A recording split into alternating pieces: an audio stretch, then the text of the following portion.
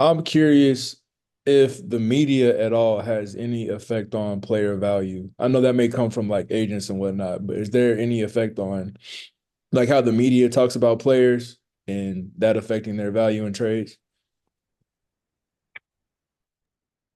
I could start here. Yeah, I think Yeah. you would wish that it doesn't, but again, speaking to a lot of points we've touched on, you just don't know who's reading what.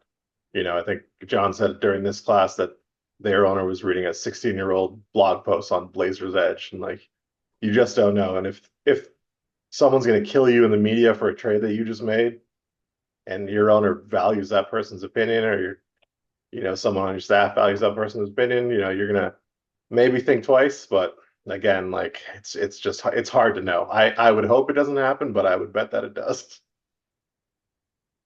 Yeah, I was gonna say short answer is definitely yes.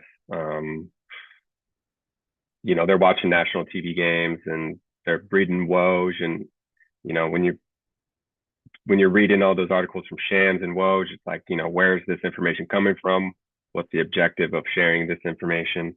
Um, Internally, you try not to read all that, but you definitely do. I think, part of being a scout is you're just information gathering and you're finding out as much as you can. So sometimes it's hard to stay away from stuff to maybe bias you one way or the other. But yeah, I think the media does play a part. Yeah, I'm gonna jump in too and just second that.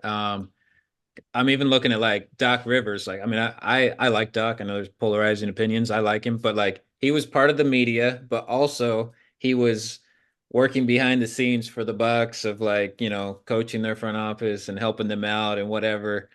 And it's like, I mean, as an armchair like media person, like they all look good. So that's why so many media people get hired to be coaches because like you sound really good when you're in the media because it's easier to I think a great example, the best example is like I'm a Colts fan, Indianapolis Colts.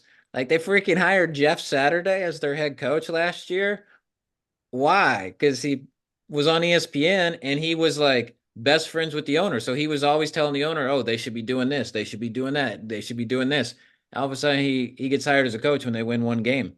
Um, and so it's like the owners are definitely listening to media, but like from the low end to the high end, and the high end people, they're always like, "Oh, well, why haven't we hired them?" So that stuff comes into play a lot.